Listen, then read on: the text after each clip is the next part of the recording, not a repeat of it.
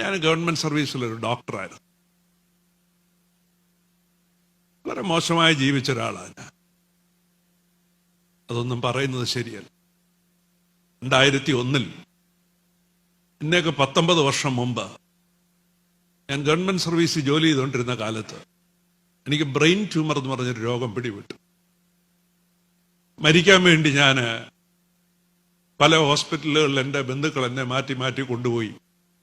മരിച്ചു പോവുകയുള്ളൂ എന്ന് എല്ലാ ഡോക്ടർമാരും വിധി പറഞ്ഞപ്പോൾ പെട്ടെന്ന് വന്നതാ.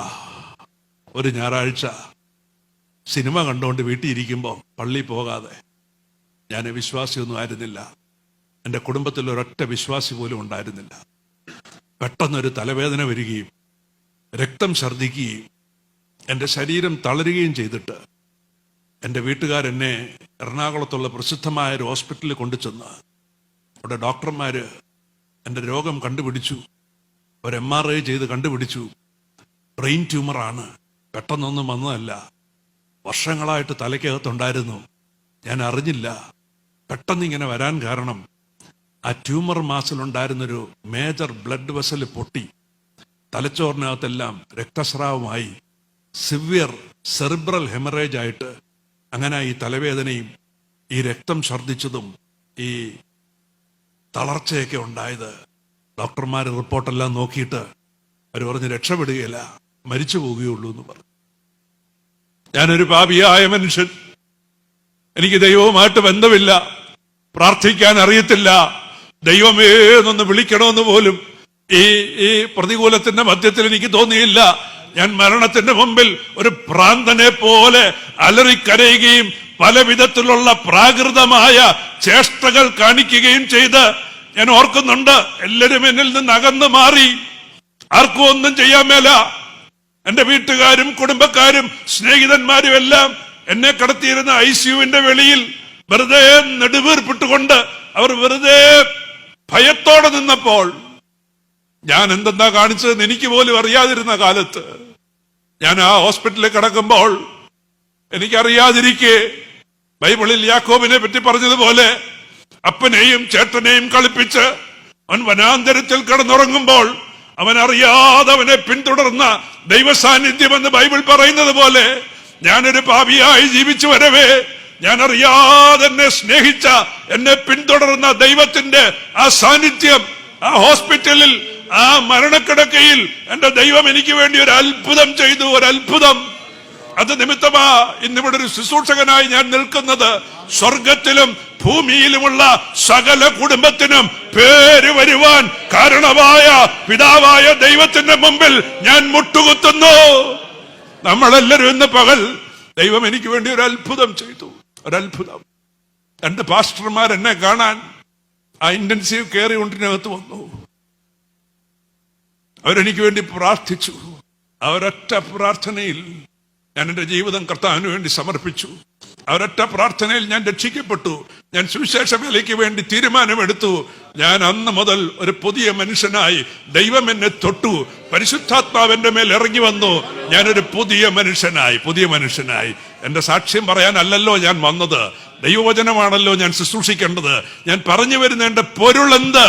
ഒരു നന്മയും നമ്മളിലില്ലായിരുന്നു, യാതൊന്നും. പ്രകൃതിയാൽ നാം കോപത്തിന്റെ മക്കളായിരുന്നു. പാപം നമ്മളിൽ കുടികുത്തി വാണിരുന്നു. ദൈവം തന്റെ കരുണയിൽ, തന്റെ ദയയിൽ അവനൊരു മനുഷ്യനായി നമ്മെ തേടി ഈ ലോകത്തിൽ വന്നു. യെശയ്യാ പ്രവചനം 53-ാം അധ്യായം എല്ലാവരും വായിച്ചിട്ടുണ്ടല്ലോ. ഞാനെന്ന് പറയുന്നത് കേട്ടെ. അതിലെഴുതിയിരിക്കുന്ന വാക്കുകൾ കേട്ടിട്ടുണ്ടോ? അയ്യോ, അതൊരു പേപ്പറിൽ കുറിച്ചു വെക്കണം, തകർന്നു പോകും. എന്തൊക്കെയാ എഴുതിയിരിക്കുന്നത്? അവന് ദണ്ഡനം വന്നു, പീഡിപ്പിക്കപ്പെട്ടു, അവൻ തകർക്കപ്പെട്ടു, അവൻ ഛേദിക്കപ്പെട്ടു. ആ വാക്കുകൾ നിങ്ങളൊന്ന് നോക്ക്. അതിൽ എഴുതിയിരിക്കുന്നത് അവന് രൂപഗുണമില്ല, അവന് കോമളത്വമില്ല, വ്യസനപാത്രമായിരുന്നു, രോഗം ശീലിച്ചവനായിരുന്നു, നിന്ദിക്കപ്പെട്ടു, മുഖം മറച്ചു കളഞ്ഞു. എന്താ കാര്യം? എന്നെയും നിങ്ങളെയും രക്ഷിപ്പാൻ ദൈവം തന്റെ പുത്രനെ ഈ ലോകത്തിലേക്ക് അയച്ച് നമുക്ക് വേണ്ടി ഒരുക്കിയ രക്ഷ. ഗൊൽഗോഥായുടെ മുകളിൽ മരക്കുരിശിന്മേൽ അവനെ തൂക്കിയിടുമ്പോൾ അവിടെ മുതലാ ആ വ്യഥ അതിന്റെ പാരമ്യതയിലെത്തുന്നത്. അതിനു മുമ്പുള്ള ഒന്നുമല്ല. വാറുകൊണ്ടടിക്കുന്നതും മുൾക്കിരീടം വെക്കുന്നതും മുഖത്ത് തുപ്പുന്നതും ഒന്നുമല്ല. കർത്താവിന്റെ ദാസന്മാർക്കും ബൈബിൾ വായിച്ചിട്ടുള്ളവർക്കും അറിയാം, സുവിശേഷകന്മാരാരും അത് രേഖപ്പെടുത്തിയില്ല. ക്രിസ്തുവിന്റെ ആ വ്യഥ ഒരു വരി മാത്രമേ എഴുതിയുള്ളൂ. 4 സുവിശേഷകന്മാരും ഒരൊറ്റ വരി എഴുതിയുള്ളൂ, അവനെ ക്രൂശിച്ച ശേഷം. അത് വിവരിക്കാവുന്നതല്ല. അതിനു മുമ്പുള്ളതെല്ലാം റോമാക്കാരും യഹൂദന്മാരും മനുഷ്യരുമാ ചെയ്തത്. ഇനി എങ്ങോട്ടുള്ളത് മനുഷ്യരാരുമല്ല, റോമാക്കാരല്ല, യഹൂദന്മാരല്ല. ഇനി എങ്ങോട്ടുള്ള 6 മണിക്കൂർ ആ ക്രൂശിന്റെ മേലുള്ള അതിവേദന, അത് പിതാവായ ദൈവം തന്റെ പുത്രന് വരുത്തിയതാ. അവനെ തകർത്ത് കളയുവാൻ യഹോവയ്ക്ക് ഇഷ്ടം തോന്നി. അയ്യോ, അത് ഭീകരമാ, അത് വിവരിക്കാൻ പറ്റത്തില്ല. എന്നാ ഞാൻ പറഞ്ഞു വരുന്നത്, ഇന്ന് നമ്മൾ അനുഭവിക്കുന്ന സകല നന്മകളും യേശു ക്രൂശിൽ നമുക്ക് വേണ്ടി ചെയ്തു തീർത്ത ആ വലിയ യാഗം, ആ വലിയ രക്ഷണ്യ പ്രവൃത്തി, അതിന്റെ ഫലമാ. ആരുടെയും കഴിവോ മിടുക്കോ പ്രശസ്തിയോ ഒന്നുമല്ല, ദൈവത്തിന്റെ കൃപ. അതിവേദനയിൽ, വ്യഥയിൽ അവൻ ഉറക്കെ നിലവിളിച്ചു, എന്റെ ദൈവമേ, നീ എന്നെ കൈവിട്ടതെന്ത്? പിന്നെ പിതാവായ ദൈവം ഒരു ഉപകാരം ചെയ്തു കേട്ടോ. ഞാൻ അങ്ങനൊക്കെ പറയുമ്പോ അതിന്റെ ആത്മീക അർത്ഥമേ എടുക്കാവൂ. തന്റെ പുത്രന്റെ വ്യഥ ആരും കാണാതിരിപ്പാൻ, അത് കാണാവുന്നതല്ല മനുഷ്യർക്ക്. അവനെ തകർത്ത് കളയുവാൻ യഹോവയ്ക്ക് ഇഷ്ടം തോന്നി. അവന് കഷ്ടം വരുത്തി. അവന്റെ പ്രാണൻ ഒരു അകൃത്യയാഗമായി തീർന്നു. അത് മനുഷ്യർക്ക് കാണാവുന്നതല്ല, കണ്ടുകൊണ്ട് നിൽക്കാവുന്നതല്ല. അതുകൊണ്ട് പിതാവായ ദൈവം ഒരു ഉപകാരം ചെയ്തു. നട്ടുച്ചയ്ക്ക് സൂര്യനെ ഇരുട്ടാക്കി കളഞ്ഞു. ആരും കാണണ്ട എന്റെ പുത്രന്റെ വ്യഥ, ആരും കാണണ്ട, മനുഷ്യർ കാണണ്ട. നിങ്ങളെ സൗന്ദര്യമുള്ളവരാക്കാൻ, എന്നെ സൗന്ദര്യമുള്ളവരാക്കാൻ കർത്താവിന്റെ ദാസൻ ഓർപ്പിച്ച പോലെ നമ്മുടെ ജീവിതത്തിൽ വെളിച്ചം വരേണ്ടതിന്, പ്രത്യാശ ഉണ്ടാകേണ്ടതിന് അവിടെ നടന്നത് അറിയാതെ പോകരുത്. അതിവേദനയിൽ യേശു നിലവിളിച്ചു, എന്റെ ദൈവമേ, നീ എന്നെ കൈവിട്ടതെന്ത്? ഞാൻ എന്റെ വാക്കുകളെ ചുരുക്കുമ്പോൾ ആ ചോദ്യത്തിന്റെ ഉത്തരം നിങ്ങൾക്കറിയാമോ? എന്റെ ദൈവമേ, നീ എന്നെ കൈവിട്ടതെന്ത്? അതിന്റെ ഉത്തരം ഞാൻ പറഞ്ഞു തരാം. പിതാവ് പുത്രനെ കൈവിട്ടത് എന്നെ ഓർത്തിട്ട്, നിങ്ങളെ ഓർത്തിട്ട്, മനുഷ്യവർഗത്തെ ഓർത്തിട്ട് പിതാവായ ദൈവം തന്റെ പുത്രനെ ക്രൂശിൽ തകർത്ത് കളഞ്ഞു. ഇത്ര വലിയ സ്നേഹം ലോകത്തിൽ എവിടാ ഉള്ളത്? വിവാഹത്തോടുള്ള ബന്ധത്തിൽ നിങ്ങളോട് എനിക്ക് പറയാവുന്ന സന്ദേശം എന്നാ?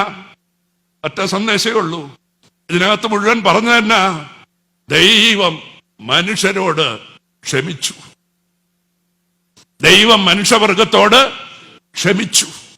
കുടുംബജീവിതത്തിന്റെ വിജയം ഒരൊറ്റ വാക്കിലാണ്, ക്ഷമിച്ചേക്കുക. വേറെ ഒന്നും വേണ്ട, അവന് ക്ഷമിച്ചേക്കുക. എല്ലാം. ഞാനും എന്റെ വൈഫും രണ്ടുപേരും ഗവൺമെന്റ് സർവീസിൽ ഡോക്ടേഴ്സാണ്. ഞങ്ങളുടെ വിവാഹമൊക്കെ വളരെ മനോഹരമായിരുന്നു. ഞങ്ങൾക്ക് 2 കുട്ടികളായി കഴിഞ്ഞപ്പോൾ പൊരുത്തപ്പെടാൻ പറ്റാതെ വന്നു. ഒത്തിരി വിഷയങ്ങൾ കുടുംബജീവിതത്തിൽ കൂടി വന്നു. ഒരു രാത്രി ഞങ്ങളൊരു തീരുമാനമെടുത്തു, പിരിയാം. എന്തിനാ വഴക്കുണ്ടാക്കി പിരിയുന്നത്? സമാധാനമായിട്ട് പിരിയാം. വഴക്കുണ്ടാക്കി തന്നെ പിരിയണമെന്നുണ്ടോ? സന്തോഷമായിട്ട് പിരിയാം. ഞങ്ങളുടെ ആദ്യ രാത്രി കഴിഞ്ഞാൽ പിന്നെ ഞങ്ങൾ ഉണർന്നിരുന്ന് ആലോചിച്ച ഒരു രാത്രിയാ പിരിയാം. ചേരുകയല്ല. പൊരുത്തങ്ങളെക്കാൾ കൂടുതൽ പൊരുത്തക്കേടുകളാ, ശരിയാവില്ല. അങ്ങനെ ഒരു തീരുമാനം എടുത്തു. പിന്നെ അധികം വൈകിയില്ല. ഏതാണ്ട് 2 ആഴ്ച കഴിഞ്ഞപ്പോഴാ ഈ ബ്രെയിൻ ട്യൂമർ വന്നതും ഞാൻ രക്ഷിക്കപ്പെട്ടതും. 19 വർഷമായി ഞങ്ങളുടെ കുടുംബജീവിതം എത്ര മനോഹരമാണെന്നറിയാം. എത്ര മനോഹരം! എങ്ങനാ ഈ കർത്താവിനെ രക്ഷിതാവായി സ്വീകരിച്ച് ഈ സുവിശേഷം കേട്ട് അവൻ നമുക്ക് വേണ്ടി ചെയ്തതോർത്ത് നിങ്ങൾ ജീവിക്കാവോ? ഭൂമിയിൽ ഏറ്റവും മനോഹരമായ ഈ രക്ഷിക്കപ്പെട്ട് കഴിഞ്ഞാൽ പിന്നെ ഉണ്ടാകുന്ന ഏറ്റവും മനോഹരമായ അവസ്ഥ, കുടുംബജീവിതമാണ്. ഞാൻ എൻ്റെ വാക്കുകളെ നിർത്തട്ടെ.